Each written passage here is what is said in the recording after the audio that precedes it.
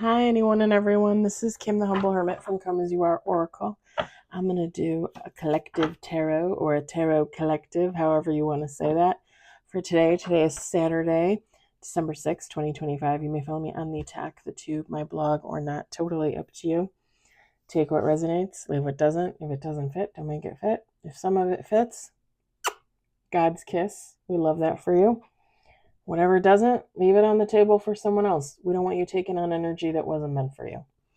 We're going to use Spirit Song Tarot by Paulina Faye. I got this off Amazon. I waited for it to go on sale. I think it was like $16, $17 with tax. Very cute. Very cute animal tarot. Tarot. However you want to pronounce that. Doesn't bother me. We got 2 on the table. I have a situation with a friend at work. I feel really bad. She has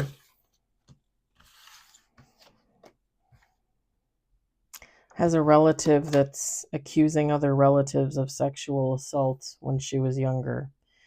And we got 3 on the table, 1 major. And she doesn't want to believe it, my friend. And that's fine. I get it. But she said some things about this relative that's accusing everybody. And I said to her, I said, I understand why you're angry. I get it. But I said at the same time, even if she's accusing people that aren't guilty, she's probably accusing people because someone is guilty. She just doesn't know who, or she can't remember, or she doesn't really want to say, so she's going to blame somebody else. I said, now's the time to show a little compassion and see if you can get her some help. Like, she probably needs some help.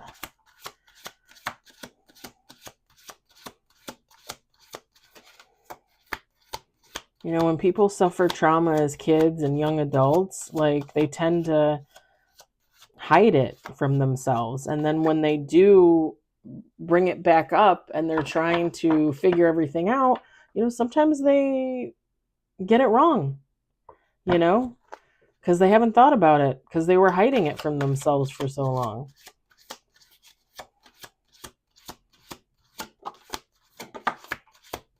We got 5 on the table. I don't know. I feel bad. I definitely feel bad. We got 5 on the table, 3 majors.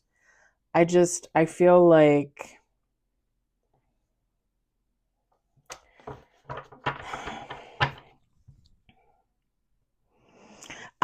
even if she's accusing the wrong people, someone is guilty. Something probably happened to her. She just can't remember. And I feel like that's a time when somebody needs compassion and empathy the most, because she probably needs some therapy. She's probably not getting it, and she probably needs it, you know? And I think her and her family are just not in that place. And I feel bad for them, and I feel bad for the woman, because, you know, it's hard enough to try and come forward and say when something happened to you, but when you're trying to work it out and, you know, maybe possibly picking on the wrong people, you know, like, you're trying to figure it out in your mind and people are yelling at you, calling you a liar, like, that's not helpful. It's not really helpful.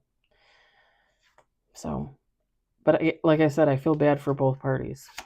2 more shuffles.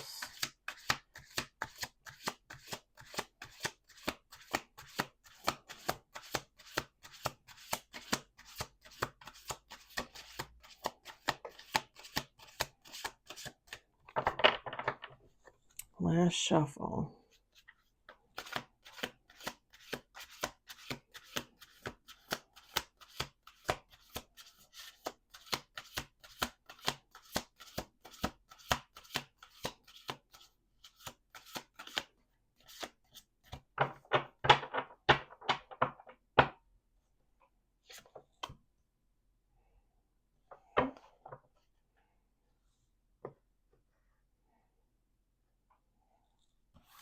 We got 6 with bottom of the deck. We've got the 7 of shells. It's a cute little lobster.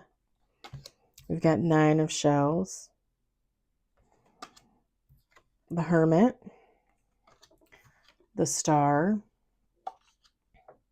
The High Priestess. And bottom of the deck, King of Crystals. Feminine, masculine, take how it resonates. It doesn't matter.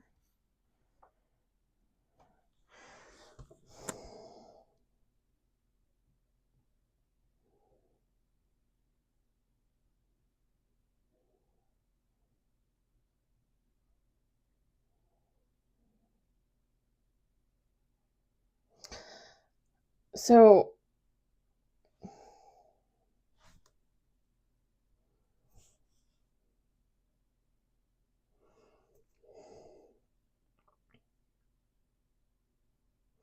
with this 7 of shells, 9 of shells,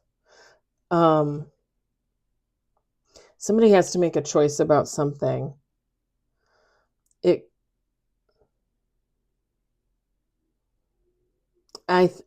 To me, I'm getting like work vibes, but you can put this towards love, like if somebody has to make a choice between a partner and a new person or whatever the case.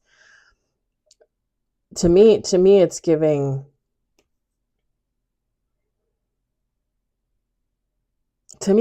like career vibes, like like I went to college and got a degree to be a doctor, and I practiced for 5 years, but I realized at the end of the day, painting is what makes my heart sing. I want to be a painter. It kind of gives like that kind of vibe, like somebody having to make a choice, like a really hard choice.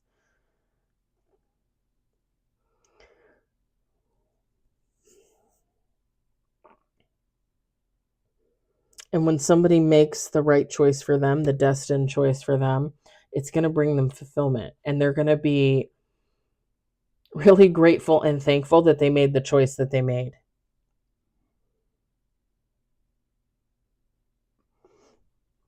With the Hermit card, whoever this person is, this is something that's not going to be taken lightly. Like somebody's really going to meditate, right? Do like a pro con list, Somebody's really going to take their time and think about it. Like what am I doing here? Like, how do I want to spend the last of my days, right? Do I want to be a doctor, a surgeon, and spend 14 hours a day in a hospital 6 days a week running myself ragged? Or do I want to paint because I love to paint and it's what makes me happy?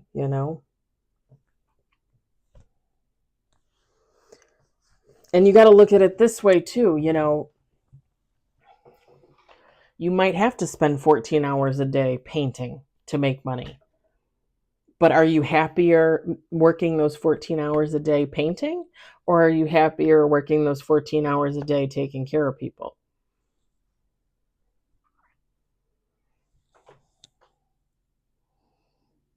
Somebody really, really has to think long and hard about this.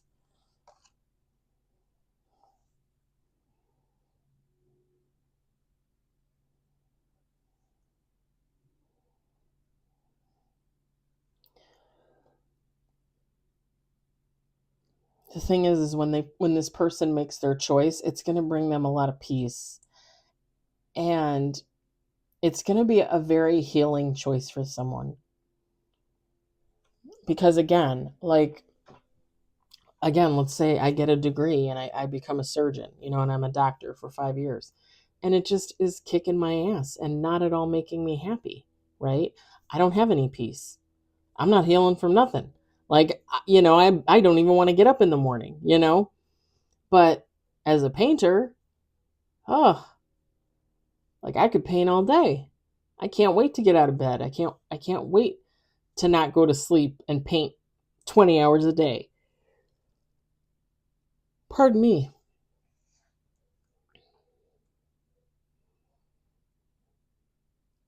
And when you when you do work, when you work a job, when you have a career that you're just not in alignment with, it's just not meant for you, you know, that could be brutal. Like that could really be like depressing. It could wear down on your health. You could be sick all the time, depressed, anxious, tired. It wears on a person. When you're not doing what you're supposed to be doing, it's not good. It can be very bad, very bad.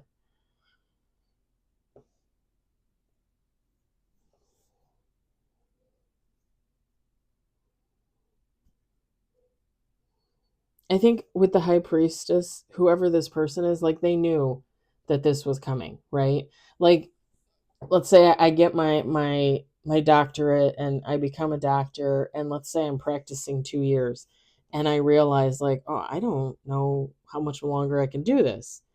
And then at 4.5 years, I'm like, man, I really love to paint. I took that class last weekend and I want to do another. And I went home and painted a mural on my bedroom wall. Like, this is awesome.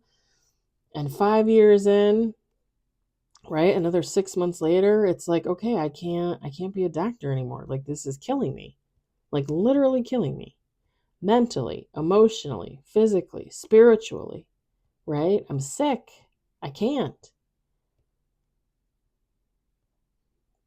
It's somebody like getting these like epiphany moments and eventually realizing like, yeah, I gotta make a change. Like, I gotta start planning to make a change.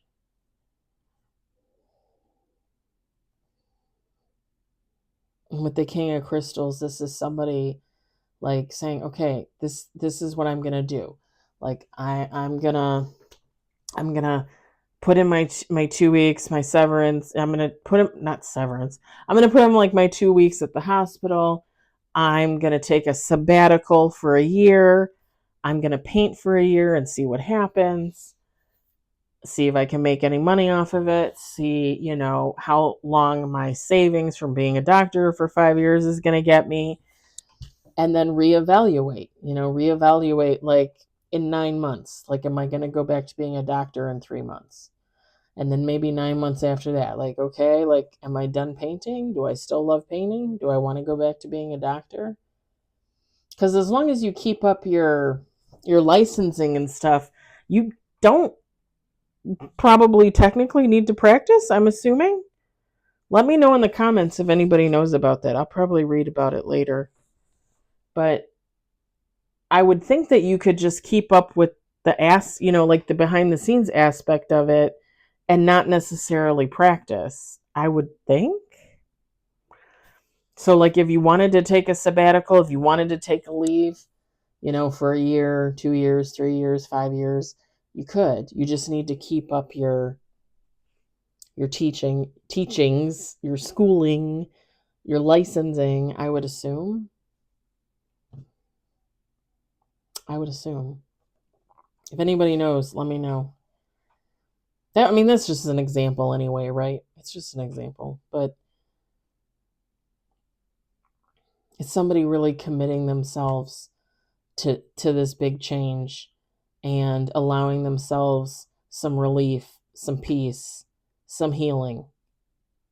Because like I said, when you're doing something that you're not meant to do, like like it could eat you alive. It could really, if you're not happy, it could eat you alive. You know.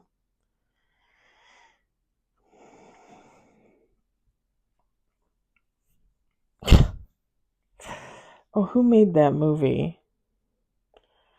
Who made that movie? It wasn't Romero. It wasn't Kubrick.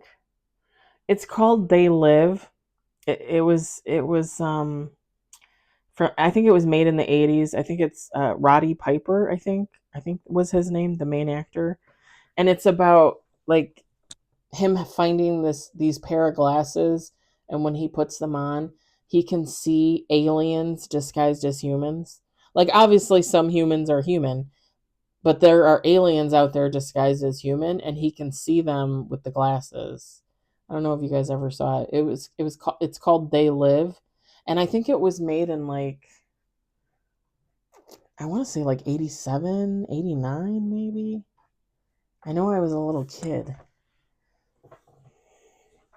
But I was just picturing that the people, and then you like as the aliens as the people. I was just picturing that in my head because it when you watch it now and think about it then, like it kind of looks cartoonish. Like it doesn't really, because it almost gives you like that like X-ray vision, like, oh, this is what's underneath the skin, but it looks kind of hokey, you know? I mean, it was the 80s. CGI and all that stuff, that was like nothing.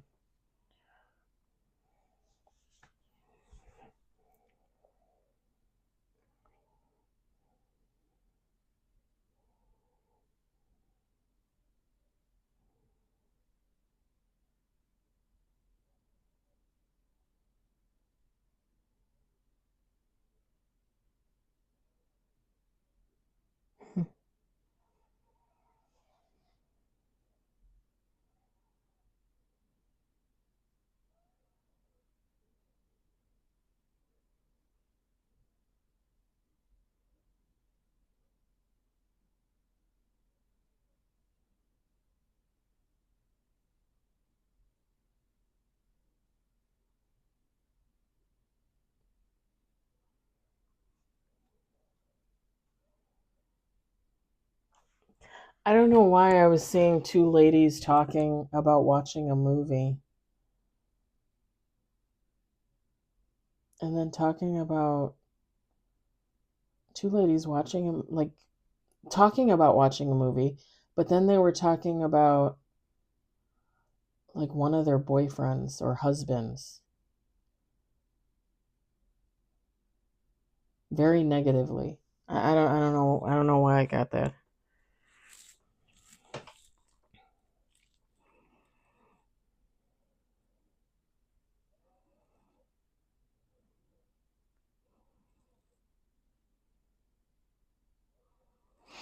I think I'm gonna leave it there. I'm not, other than keep saying what I'm saying. I don't think there's anything left to say.